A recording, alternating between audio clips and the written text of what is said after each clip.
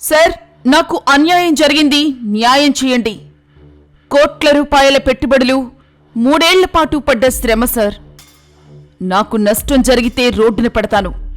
ఇది ఒక వ్యక్తి ఆవేదన. అది కూడా ఒక సామాన్యుడు కాదు. సమాజంలో ఒక న్యాయవాదిగా న్యాయం కోసం పోరాడే వ్యక్తి ఆయన. ఇప్పుడు ఆయనకే కష్టం వచ్చినా పట్టించుకునేవారు లేకుండా పోయారు. ఒక్కసారి కాదు, 2 సార్లు కాదు, 10ల సార్లు ఎస్ఐ, సిఐ దగ్గర నుంచి ఎస్పీ, డిఐజీ వరకు ఆ నల్లకోటు వేసుకున్న వ్యక్తికి న్యాయం జరగలేదు. పైగా బహుమతిగా 65 రోజుల జైలు జీవితం బహుమతిగా వచ్చింది. ఇంతకీ ఎవరా న్యాయవాది అంటే లాయర్ సత్యనారాయణ రెడ్డి. ముందుగా అసలేం జరిగిందనేది తెలుసుకునే ముందు అసలు ఈ సత్యనారాయణ రెడ్డి ఎవరనేది చెప్పాలి. ఒకప్పుడు ఏఐఎస్ఎఫ్ ఉద్యమాల్లో కీలకంగా పనిచేశారు. ఆ తర్వాత న్యాయవాదిగా స్థిరపడ్డారు. జిల్లా కోర్టులో ఆయన గురించి తెలియని వారుండరు. గడిచిన ఎన్నికల్లో వైసీపీకి సపోర్ట్ చేశారు. ఆ పార్టీ సానుభూతి పరుడుగా ఉన్నారు. ఇక అసలు మ్యాటర్కు వస్తే ఆయనకు జరిగిన అన్యాయం ఏంటనేది చెప్పాలి. గత 5-6 నెలలుగా అనంతపురం నగరం నడిబొడ్డున సాయినగర్లో జరుగుతున్న శ్రీనివాస ఆసుపత్రి వివాదం గురించి తెలియని వారుండరు.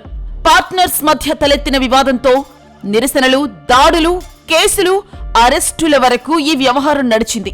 అసలేంటి ఈ వివాదం అంటే, సాయినగర్లోని old Pavani hospital owner Gutta Pavani 2020వ సంవత్సరంలో ఆసుపత్రి భవనాన్ని 4 వ్యక్తులు కలిసి కొన్నారు. ఇందులో శ్రీనివాసరావు వాటా 50%, సత్యనారాయణ రెడ్డి వాటా 30%, రాఘవేంద్ర వాటా 15%, శ్రీలత వాటా 5%. వీరు ఈ ఆసుపత్రిని కొన్న తర్వాత శ్రీనిలయం ఫర్మ్ మీద రిజిస్ట్రేషన్ చేసుకున్నారు. సరిగ్గా ఇక్కడ ఒక్క విషయం చెప్పాలి. ఇది శ్రీనివాస ఆసుపత్రి కాదు, కేవలం శ్రీనిలయం మాత్రమే. ఆ తర్వాత శ్రీనివాస మల్టీ స్పెషాలిటీ హాస్పిటల్ కు 10 సంవత్సరాల లీజుకిచ్చారు. అందులో భాగంగానే శ్రీనివాస మల్టీ స్పెషాలిటీ హాస్పిటల్ ఓనర్లు అయిన శ్రీనివాసరావు, రాఘవేంద్రలు రెనోవేషన్ చేయాలని భావించారు.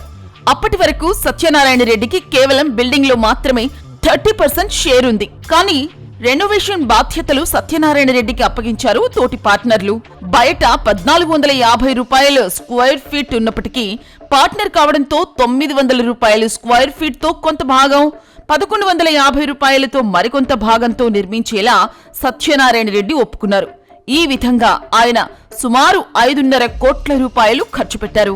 ఇందులో శ్రీనివాసరావు మాత్రం 1,40,00,000 చెల్లించారు. మిగిలిన పార్ట్నర్స్ ఒక్క రూపాయి కూడా సత్యనారాయణకి ఇవ్వలేదు. ఇది వాస్తవంగా ఆ బిల్డింగ్ వ్యవహారంలో జరిగిన కథ. ఇప్పుడు సత్యనారాయణ రెడ్డికి బిల్డింగ్ లో 30% షేర్, రెనోవేషన్ చేసిన డబ్బు ఇవ్వాల్సి ఉంది. అలా లేదంటే ఆ భవనంలో ఆసుపత్రి నడిపినా లేదా ఏదైనా ఇతర వ్యాపారం చేసినా అందులో వాటా ఉంటుందనేది వాదన. కానీ కథ ఇక్కడే అడ్డం తిరిగింది. ఇందులో శ్రీనివాస ఆసుపత్రి నిర్వహించాలనేది మొదటి నుంచి శ్రీనివాసరావు, రాఘవేంద్రరావు ప్లాన్.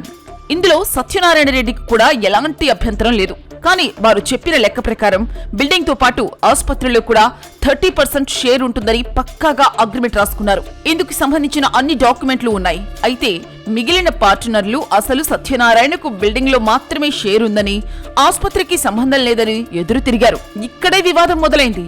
దీనికి సత్యనారాయణ రెడ్డి, నాకు ఆసుపత్రితో సంబంధం లేకపోతే నేను పెట్టిన ఖర్చు ఇచ్చేయమని న్యాయం అడిగాడు. అటు ఖర్చు పెట్టిన డబ్బు ఇవ్వకుండా ఆసుపత్రిలో షేరు లేదంటూ బుకాయించడంతో వివాదం ఏర్పడింది. దీనిపై సత్యనారాయణ రెడ్డి గత 3 ఏళ్లుగా ఎదుర్కొంటున్న ఇబ్బందులు అన్నీ ఇన్ని కావు.